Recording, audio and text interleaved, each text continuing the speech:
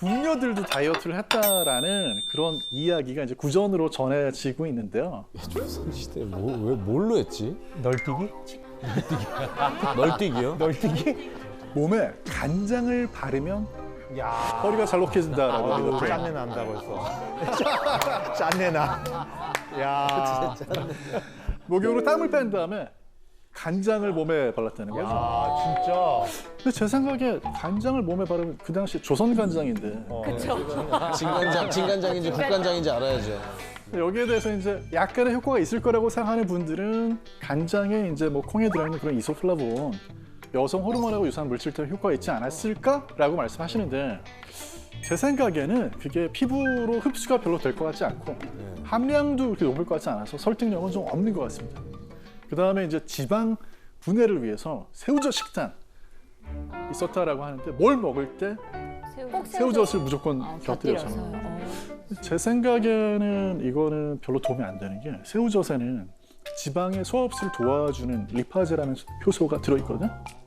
어떻게 보면은 음식 먹으면서 소화제를 조금씩 같이 먹는 거나 마찬가지고. 그렇죠. 더 많이 먹게 될 것 같아요. 그렇죠. 그리고 소화제 아니어도 소화되니까. 새우젓의 감칠맛 때문에 맞아. 더 맛있게 많이 먹었을 것 같은데 그래서 이 두 가지는 제가 생각하기에는 약간 후대에서 흥미거리로 만들어낸 게 아닌가 하는 그런 생각도 들어요. 근데 마지막 방법은 약간의 설득력이 있습니다. 이건 그렇습니까? 네. 동의보감에 실렸다고 하는 연진복수법이라는 건데요. 연진 복수. 연증. 입에서 힘을 뺀 다음에 입에. 자연스럽게 입을 다물고 혀 안에 내부를 구석구석 핥아서 침을 모은 다음에 삼켜주는 거예요. 하루에 360번.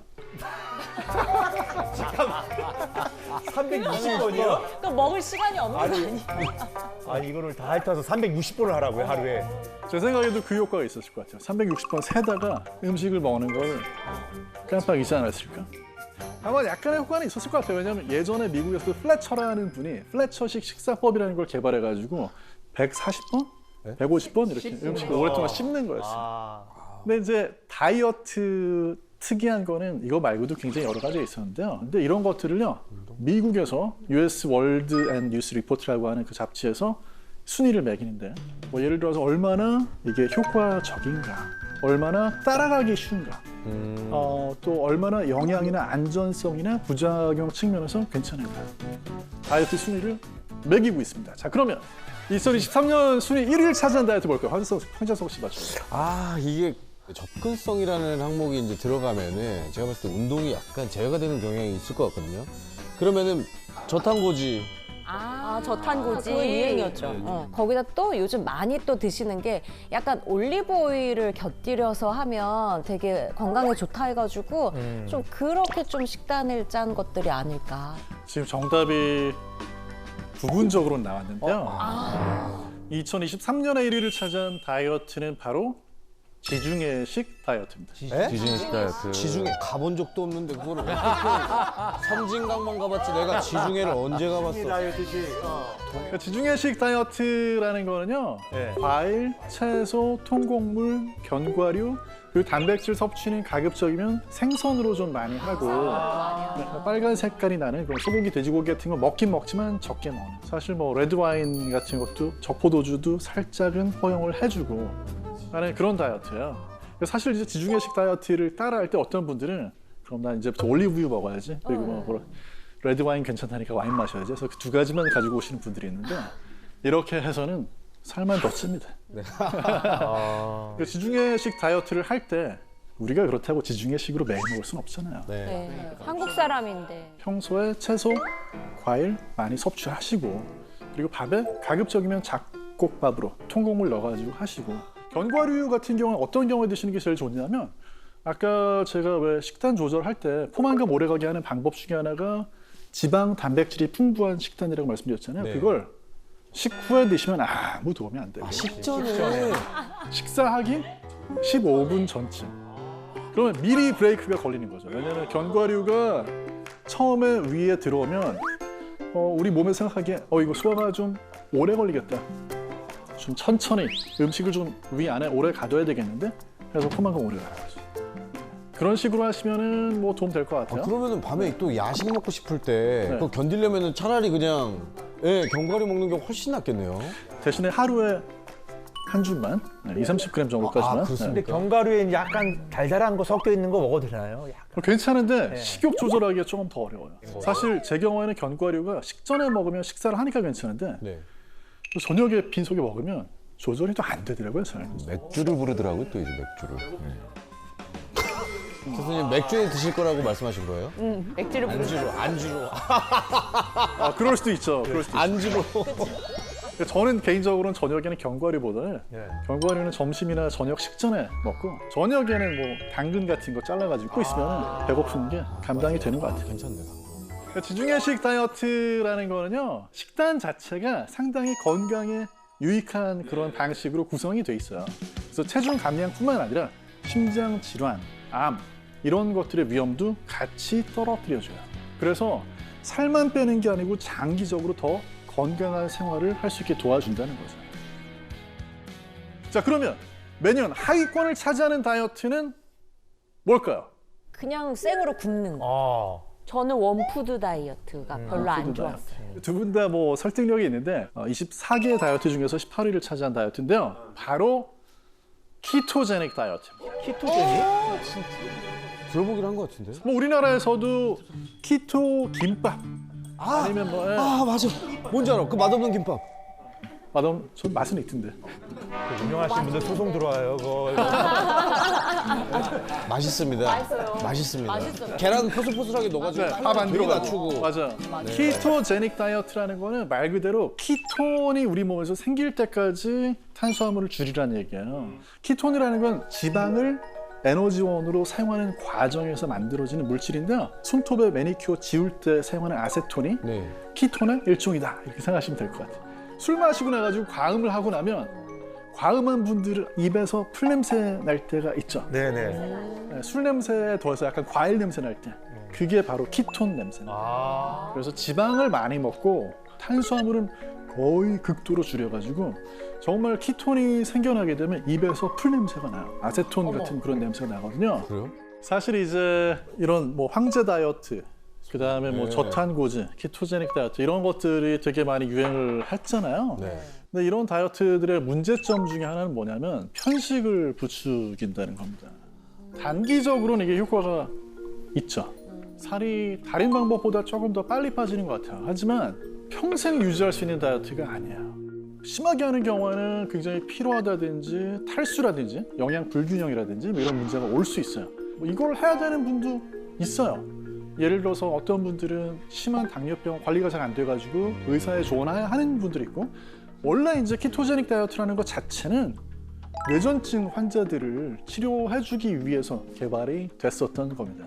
그러니까 아무튼 뭐 장기간 이걸 가지고 어떤 다이어트 하는 거는 되게 부적절하고, 그렇기 때문에 아까 말씀드렸던 다이어트 순위에서도 항상 최하위를 맴도는 거죠.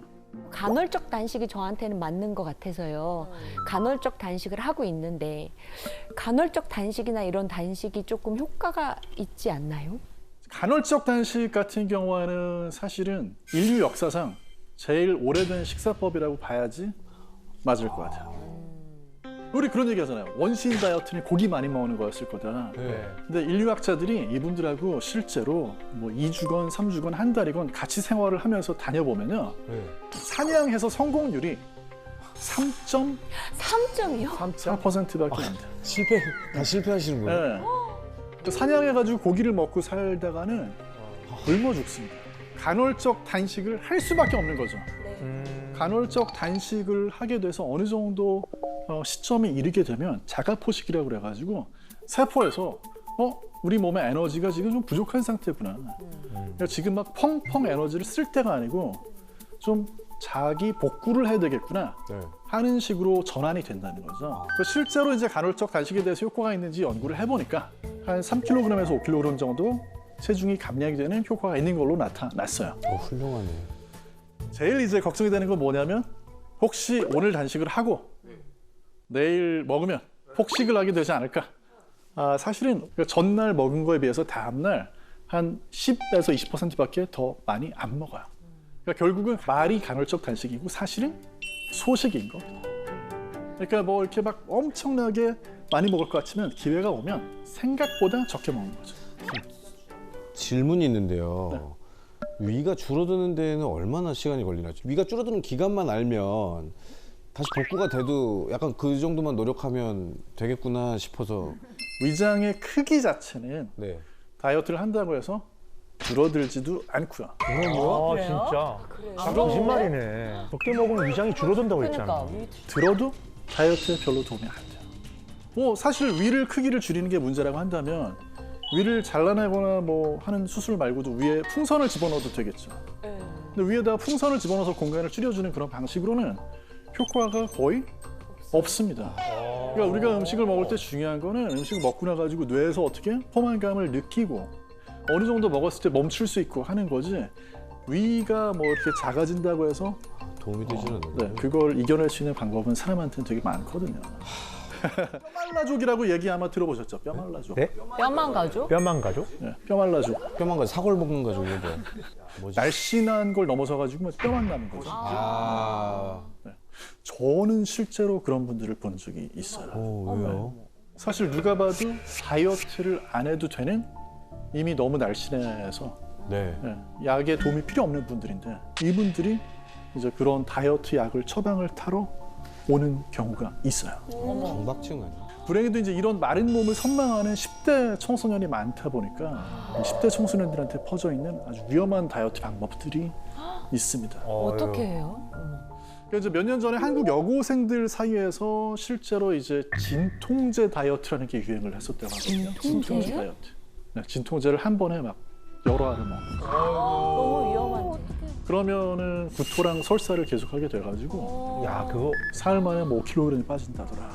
뭐 이런 속설이 SNS를 타고 번져가지고 문제가 됐었죠. 근데 학생들이 그러니까 좀 걱정이네요. 근데 이제 뭐 어지러운 거는 물론이고 진통제를 그런 식으로 한 번에 여러 알을 먹게 되면은 간 기능이라든지 또는 위장의 손상이 일어나게 돼가지고 정말 치료를 제대로 받지 않으면 사망에까지도 이를 수 있는 그런 위험한 다이어트입니다. 근데 또 이제 식욕 억제제나 보조제 이런 것들도 아마 이제 다수 언론 보도를 보셨겠지만 이제는 식욕 억제제라고 하면 위험한 약으로 인식을 하고 있죠. 뭐 특히 이제 나비약이라고 그래가지고 성분은 펜터민이라고 하는 성분이 들어있는 거거든요. 이제 이 약을 가지고 다이어트 하려다가 마약 사범이 되고 환각제 이런 거구나. 부작용이 심하네요.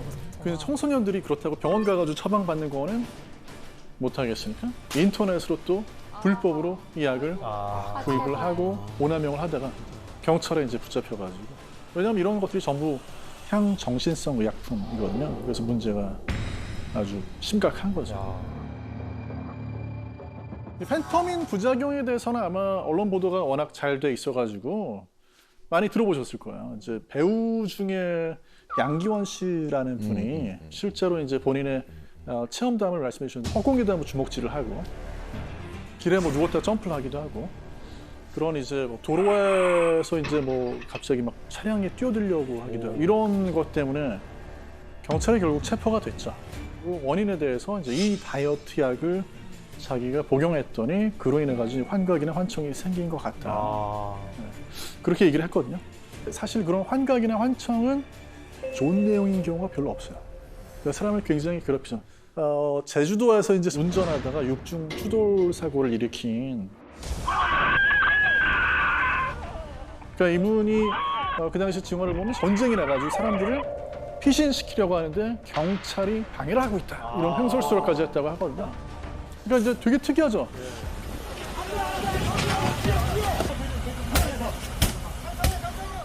그 식욕 억제제를 먹었는데 전쟁 때문에 사람들이 피난 가는 환각이 보였다는 게 이해가 안 가는데 김결 교수님 혹시 그 생존에 대한 욕구와 식욕이 이렇게 갑자기 분리가 되는 순간이 있는데 그게 바로 극단적으로 도피해야 되는 상황. 예, 그때는 식욕이랑 분리가 되거든요. 어머. 예, 그래서 뇌가 이제 역으로 식욕이 분리가 되네라고 하면 난 지금 도피를 해야 되는 상황이 아닌가? 환청의 종류를 그렇게 결정하는 게 아닐까 싶기도 해요. 네. 네, 사실 제가 생각하기에도 그런 부분이 분명히 작용하는 것 같아요. 근데 이제 마약류의 약이 또 하나가 있거든요. 최근에 이제 이것도 굉장히 학부모들을 공포에 빠뜨렸던 그런 학원가에서. 강남의 학원가에서 마약 음료 사건이 있었죠. 뉴스에 네. 나왔던데요? 근데 이제 여기에 사용이 된 약은 원래는 ADHD라고 하는 이제 그런 문제가 있는 경우에 쓰는 그런 약인데 이걸 공부 잘하는 약으로 이제 둔갑을 시켜가지고 이 약을 쓰면은 뭐 기억력이 상승하고 집중력이 강화가 된다. 사실은 건강하고 정상적으로 문제가 없는 청소년들한테는 그런 효과가 있다는 거에 대해서도 논란이 많이 있어요. 그런데 이제 마치 그런 것처럼 해서 이제 마약 먹은 학생 부모한테서 돈을 뜯어내려고 하는 그런 이제 보이스피싱 사건이 또 연루가 돼 있었죠. 근데 이제 여기에 실제로 음료를 마신 학생들이 증상이 좀 나타나니까 성분을 검사를 해보니까 메스암페타민, 히로퐁이라고 하는 진짜 무서워. 마약이네. 애들한테 어떻게 그걸 줄 수가 있어? 진짜 나빴어요. 그죠? 그러니까 아니 그거를 참나 이게 어이가 없어. 이 사건에서 사실 이제 언급이 된 게 메스암페타민 그 기초가 되는 약은 암페타민인데요. 이 암페타민이라는 약이 원래는 이 약을 개발할 때는 천식약으로 개발을 했었어요. 근데 연구를 하다 보니까 천식 치료하려고 이걸 쓰는데 각성제 효과가 있는 거예요. 1930년대에는 이걸로 성적을 올릴 수 있다라는 소문이 돌면서 이제 대학생들이 이 약을 먹고 공부하는 일이 굉장히 흔해졌고요. 2차 세계대전 때는 심지어 군인들한테 이 약을 지급을 해서 사기를 끌어올리고 피로회복 용도로 쓰라는 그런 지시가 또 있었습니다. 근데 이제 그 뒤에 전쟁은 끝났잖아요. 네. 전쟁은 끝났지만 이제 문제는 뭐냐? 그 군인들의 와이프, 부인들이 있었어요. 가족들이. 왜 썼느냐? 식욕을 누르고 체중을 줄이는 용도로 쓴 거죠. 그래서 1930년대 중반에는 이미 제약회사들에서요, 이 약을 체중 감량 용도로 쓰라고 광고 홍보를 하기 시작을 했습니다. 그 결과 당시 미국 의사들도 안전하다고 생각하고 묻지도 따지지도 않고 처방을 건네는 경우가 많이 있었어요. 그런 일로 인해서 지금까지도 전 세계적으로 이런 약들이 오남용되는 경우가 굉장히 많습니다. 1930년대에도 다이어트를 하다가 굉장히 많은 사람이 사망하는 일이 있었고요. 이 약은 이제 디나이트로페놀이라고 하는 그런 약인데 사실은 살충제 성분이고 아이고. 또 폭약 성분이기도 해요. 그런데 이 약을 이제 사용을 하게 되면 몸에서 대사를 좀 촉진시켜가지고 열이 많이 나요. 우리가 고열이 떨어지지 않으면 응급실 가야 되죠. 네. 42도도 넘어가는 그런 고열이 계속되는 거야. 약을 먹고 8시간이 지났는데도 사망까지 가는 경우도 있지만 시력을 또 잃어버려가지고 문제가 생기는 거야. 근데 이제 요즘에도 이런 약들이 계속 문제가 되는데 2000년부터 2010년까지 10년 동안에도 심지어는 그때는 저 약이 이미 금지가 된 상태였는데 어떻게 해서든지 그걸 막 구해가지고 또 하나는 이런 약들, 위험한 약들을 사람들이 쓸 때는요, 어떤 생각을 하게 되냐면 효과가 좀 있는 것 같은데 내 맘대로 하나를 더 먹어볼까? 두 알을 더 먹어볼까? 하다가 응급실에 실려갈 때까지 가는 거죠. 그리고 이제 2015년에는 알약 8개를 네. 복용을 해가지고 병원에 실려가는 그런 사건도 있었거든요. 아까도 말씀을 드렸지만 더 먹으면 더 먹을수록 좋겠지라고 생각해서 오남용을 하게 되고 치사적으로 가거든요. 이분은 치사량보다 6배나 높은 약을 복용을 해가지고 해독할 수 없는 그런 상태였고 병원에서 이제 실려가가지고 3시간 만에 사망을 해요.